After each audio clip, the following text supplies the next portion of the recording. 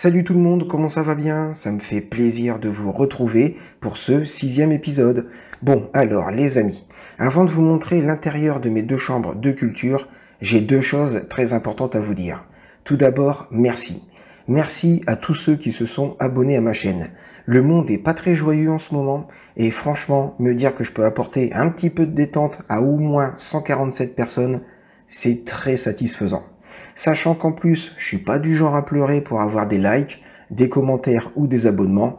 Donc ouais, ça fait vraiment plaisir. Deuxième chose importante que j'ai à vous dire, les araignées rouges se sont fait éradiquer, mais d'une force. D'ailleurs, il y a quelqu'un qui a son mot à dire sur le sujet. J'ai ressenti un grand bouleversement de la force, comme si des millions de voix avaient soudainement hurlé de terreur, et puis s'étaient éteintes aussitôt. Comme si un drame terrible s'était produit. Alors, petite explication. Je regarde mes plantes en moyenne 50 minutes par jour, 25 pour le clémentinier et 25 pour le citronnier. J'utilise une loupe grossissement x30 et en 2 jours d'observation, je n'ai vu qu'une seule araignée rouge. J'ai tellement eu mal au cœur pour elle que je l'ai laissée tranquille. Sauf que 1 heure plus tard à peu près, j'ai eu des remords, je me suis souvenu de l'ampleur de la menace, je suis retourné voir à l'endroit où se trouvait l'araignée rouge et franchement, je voulais l'écraser. Eh ben, j'ai même pas eu besoin de le faire parce qu'il y avait un Phytocelius qui était en train de la manger. Alors, je sais très bien qu'il doit sûrement rester quelques tétraniques bien planqués quelque part, mais vu la quantité de Californicus et de Phytocelius qui restent, je pense que les jours des tétraniques survivantes sont comptés. On peut considérer que la guerre des Acariens s'est terminée par une victoire écrasante de l'alliance rebelle des insectes prédateurs. Bon, maintenant je vais vous montrer l'intérieur de mes 2 chambres de culture. Ok, on commence avec la chambre Est. Alors vu que j'ai éradiqué les araignées rouges, et ben du coup j'ai réintégré des plantes carnivores à l'intérieur de la chambre. On va regarder en premier la Nepenthes. Alors, si je me souviens bien, si c'est ça. Cette urne-là, je vous l'avais déjà montré dans un épisode précédent. Je vous avais même dit que si jamais il y avait une souris qui tombait là-dedans, j'étais pas sûr qu'elle s'en sorte vivante. Eh ben, regardez la taille de cette urne. Là, s'il y a une souris qui tombe dedans, je suis sûr qu'elle s'en sortira pas vivante. Regardez la taille de... Je vais la faire... voilà, regardez bien. Vous avez entendu? Elle est posée au sol. Et ben maintenant, si je mets ma main à côté, regardez-moi la taille de cette urne. Elle fait, je dirais, 3 ou 4 cm de plus que ma main. Ah, j'ai quand même pas une main de Pokémon non plus, hein, faut pas déconner. Hein. Donc ouais, ça c'est vraiment très très très impressionnant. Et ça fait plaisir. Alors maintenant, on va checker les Drosera. Alors, il y a plein de nouvelles petites feuilles. Oh punaise, attendez un petit peu. Ouais, c'est ça. Oh la vache, ça fait super plaisir. Je vais avoir des fleurs. Je vais avoir des fleurs sur la Drosera. Vous voyez la petite tige qui s'enroule là, avec les petites boules au bout là? Et ben d'ici quelques semaines, cette petite tige, ça va me faire des fleurs. Ça fait super plaisir. Là, enfin les Gionnées. Alors les Gionnées, oh, elles sont belles, hein. Et il y a quelques petites fleurs qui se sont ouvertes. Vous voyez, regardez. Alors, ça casse pas 3 pattes à un canard, mais c'est quand même assez sympathique. Moi, j'aime bien. Je les ai fécondés avec un coton de tige. D'ailleurs, je vais le refaire là, comme ça, directement avec mon doigt. Comme un sauvage. Voilà. Voilà. Donc, je féconde les fleurs de Gionnées pour être sûr d'avoir des graines. Comme ça, mon abonné Karim, qui m'a demandé si je pouvais lui filer des graines de Gionnées. Bah écoute Karim, je fais tout pour en avoir. La Sarracenia. Alors, regardez-moi ça. La fleur, elle est toujours là. C'est un truc de dingue, hein. Et même le pétale un petit peu chelou, il tient encore, hein. Quand je vous disais que les fleurs des plantes carnivores, elles étaient extrêmement résistantes, je déconne pas, hein. Oh là là, elle est magnifique. La Sarracenia, franchement, elle est magnifique. Bon, le clémentinier. Alors, le clémentinier, au niveau des feuilles, ça continue de prendre des couleurs. Et alors, je ne sais pas ce qui se passe, mais ça sent de plus en plus fort la clémentine. J'ai pas vu de fleurs, ou alors il y en a peut-être une qui s'est ouverte quelque part, mais c'est tellement collant là-dedans que Mais j'ai l'impression qu'il se passe un truc avec le clémentinier. On verra dans les semaines qui viennent. Peut-être que ça sera une bonne surprise. J'espère. On verra bien. Maintenant, on va checker le citronnier. Alors, le citronnier, c'est un truc de dingue. Il est magnifique. Il y a quelques petits citrons qui sont tombés encore. Vous voyez, il y en a quelques-uns. Là. Il y en a un ici. Hop, voilà, il y en a 3. Voilà. Il y en a 3 qui sont tombés. Et les autres qui grossissent. Mais alors, alors, attendez. Je vais pousser les plantes pour faire de la place, pour pouvoir rentrer dans la chambre. Je vous fais ça en live. Hop, on pousse les plantes carnivores. Hop, hop, hop, voilà. La Sarracenia. Je rentre dans la chambre de culture. Et regardez-moi la taille de ces citrons. Je mets ma main à côté. 3 doigts dans le sens de... 3 doigts horizontalement. Vous voyez, c'est quand même pas mal, hein.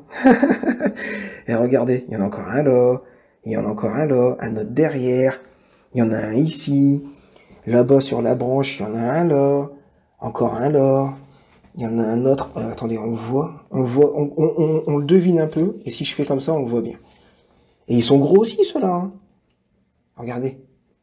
Oh la vache. Oh, il y en a partout. Il y en a encore un là. Un là-bas. Oh punaise, la vache. Ah ouais, celui-là, il est vraiment gros. Hein. Oh, je mets ma main juste derrière. Voilà. Hop. Ouais, ça commence à bien prendre niveau volume. Hein. Wow, la vache. Ah ouais, énorme. Il y en a encore 2 là-bas. Oh là là, celui là-bas au fond, là. Oh, la taille qu'il fait. Alors attendez, comment je vais faire pour y accéder? Voilà. Ouais, commence à être bien gros celui-là. Hein. Ouais, et ben ça fait super plaisir. Et maintenant, on enchaîne avec la chambre ouest. Alors, on va regarder en premier les plantes carnivores. La Nepenthes. Oh, oh, sympathique. Est-ce qu'elle touche le sol, celle-là? Non, elle touche pas le sol. Oh la vache! Par contre, elle est bien remplie. Hein.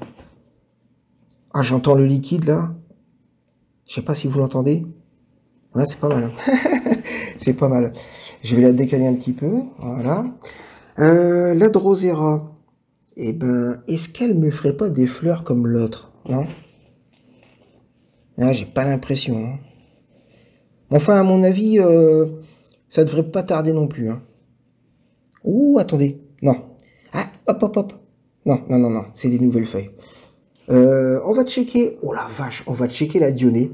Alors, préparez-vous, parce que je viens de découvrir en même temps que vous, là. Il y a plein de fleurs qui se sont ouvertes. Regardez-moi ça. Donc, je vais faire comme un sauvage, avec le doigt. Voilà. Tac, tac, tac. Tac, tac, tac. Pour faire des graines pour mon abonné. Voilà. Touc, touc, touc. Voilà. Bon, de toute façon, je vais repasser avec un coton de tige. La Sarracenia. Oh là là, elle est magnifique. Hein. Je kiffe la couleur des tubes, là. Bordeaux, comme ça, là. Ah, c'est pas mal, hein. Ah ouais, ça fait vraiment plaisir, hein. Ouais, franchement, les plantes carnivores, elles se portent super bien. Je vais remettre la Nepenthes là, comme ça. Hop, voilà. Histoire que les plantes, elles se répartissent à peu près l'espace. Ok. Donc maintenant, on va vérifier l'aloe vera. Oh la vache. Attendez un petit peu. Je crois qu'il y a une deuxième nouvelle feuille. Ah, c'est ça. Vous voyez, alors, le tout petit truc, tout au fond, là, et ben ça, c'est une nouvelle feuille.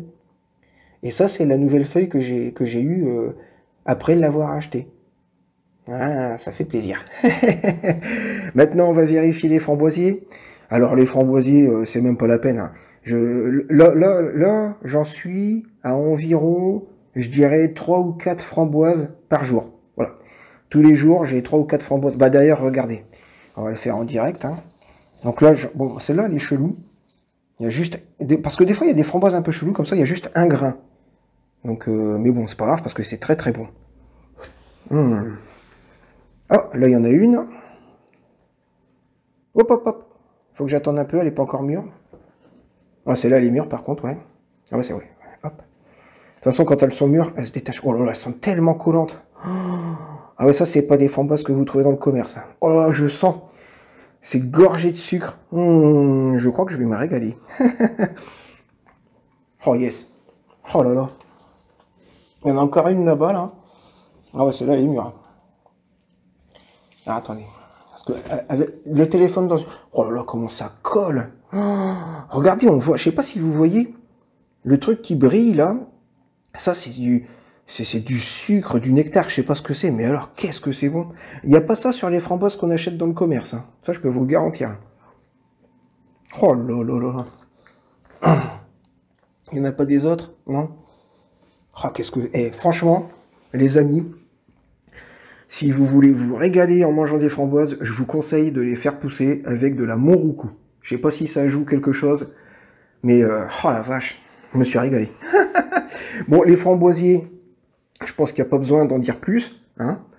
Voilà, ils sont luxuriants, les troncs, ils n'arrêtent pas de grandir. Enfin là, ils ont un petit peu ralenti peut-être, mais ça continue de grandir quand même. Les framboises, ça en fait en quantité, mais alors, délirante. Ah là, je me suis tellement régalé. Non, franchement, les framboisiers, ça fait plaisir. Bon, maintenant, on va checker les melons. Bah alors, les melons, c'est la dinguerie. Hein. Tenez, regardez, vous voyez, là, c'est l'éclairage. Voilà, paf. J'ai encore un petit peu de marge.